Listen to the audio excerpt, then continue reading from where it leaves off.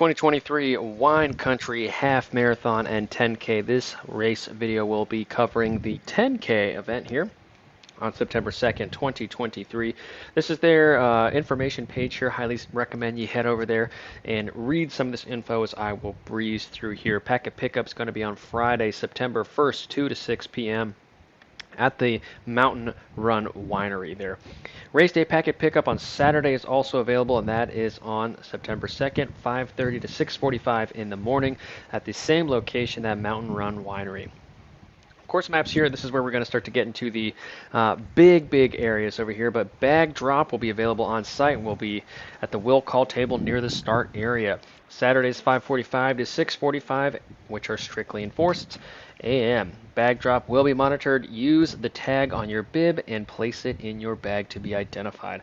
There is an award ceremony, so if you do well, make sure you head over to the award ceremony there. There are a couple of rules, which one of the main ones that they say is make sure you stay to the right of the cones.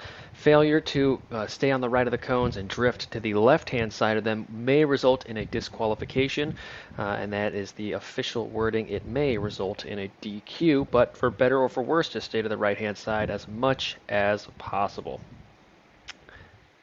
Could result in a DQ. Event cancellation policy is also there. One thing that I did not mention is the aid stations. Water stops are going to be located at miles 2, 4.5, 6.5, 8.5, and 11 for the half marathon. And at each aid station, they are going to have Gatorade and vanilla goo gels because everybody knows that's the best flavor. Now, this is our race course here, and I'm going to reschedule it here so we can get a better view of the course. This is our dot that we started, that red one. We are going to make our way up this big hill and continue straight where we will go down, and then there'll be some undulating terrain here before we hit the turnaround.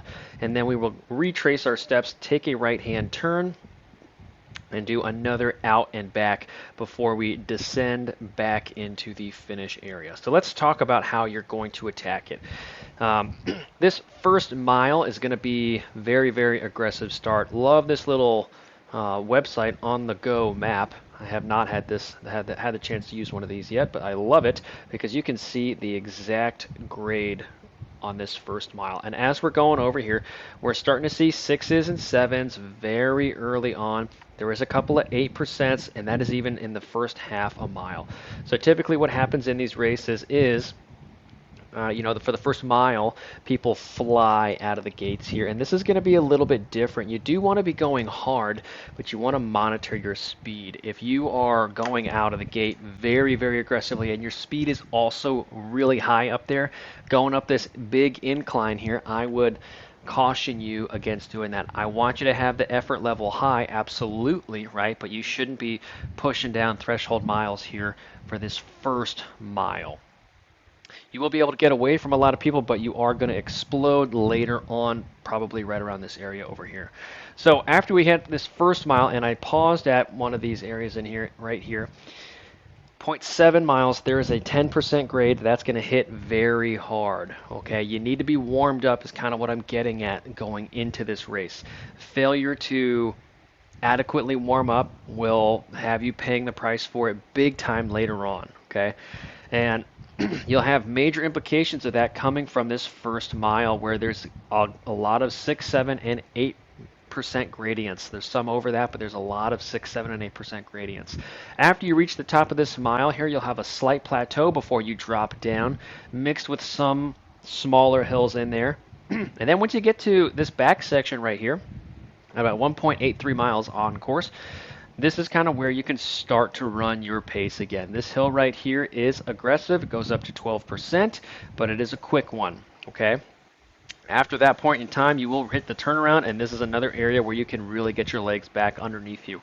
If you haven't warmed up, chances are that this is probably going to be the place where you start to kind of feel like yourself again, right through here. But then it's time to climb back up out of that turnaround because you're doing the exact same thing, just in reverse.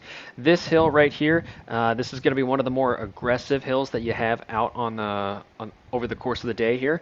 When you do start this hill, you do have a max 15% gradient. So again, this is going to bite very aggressively. So the effort level will be high in here. But at about 2.6 miles, if you are finding that you're going very, very quickly, you're going to be having to put a lot of effort to make that happen. So again, effort level should be high, right? So if you're running with power, power is probably going to be higher here at this point. But your pace, your running pace per mile is going to be a little bit slower here, and that's going to be totally normal and natural. If you find that those things aren't adding up, something is going on, and you're probably going to face an explosion later on. Once you get to the top here, about 3 miles, maybe slightly after that, right, it does flatten out and start to undulate here. And a lot of people are going to wait until this point in time to start making their race day moves. That is unfortunately not going to be the correct move. This first mile, you're going to have to do some sort of move conservatively, and then this hill right here is going to be the last major springboard for athletes to really surprise others. Because after that, everyone's going to be on guard and ready to kind of put down the serious times right there here. So runners who struggled on those first major two hills are going to have no other choice but to actively just force it right through this section here. If you are an athlete that paced it properly up those two big hills, I want you to run your race right through here, and chances are you're going to start reeling people in right around this 4.4 mile marker right here. This is a net downhill section right through here, so again, make sure you're watching your running form. Make sure your legs aren't sliding out from underneath you. Make sure you're not losing that core activation that we desperately want to maintain throughout this whole race. One final kicker comes at mile 5, believe it or not, so we have one more major mile to go, and so this hill is going to upset a lot of people. And right at mile 5, we do have a 4-ish% grade for the duration of this hill. And so again, it's not going to be the most comfortable of hills, but after these other hills earlier in the race, this is going to be no problem for you. Major problem that we do experience is this downhill section here. So because of the super net downhill nature of this, any competitors that you want to reel in, you should be past or very close to them at this point in time out on race day. If you let them go a little too far in front of you, and they are about this point when you are cresting this hill right here, chances are that they are probably gone and they have escaped your grasp for the race. But regardless of where you are on course, this is going to be a very tough last mile here, because you're going to be gassed. Things aren't going to feel super great. You're just going to let things go naturally. Stay mentally sharp in this last mile here. Watch how your legs are landing underneath you. Watch what your arms are doing. Don't let them cross over, right?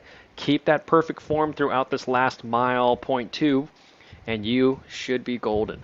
And that is the Wine Country half, in this case the Wine Country 10K 2023 race breakdown. Again, there are going to be aid stations out there that have Gatorade and water and gels.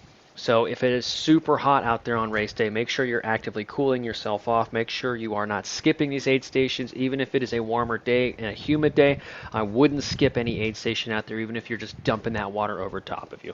So if you have any questions, please reach out to me and I'll be happy to answer any individual questions there. Good luck to everybody this year. Talk to you soon.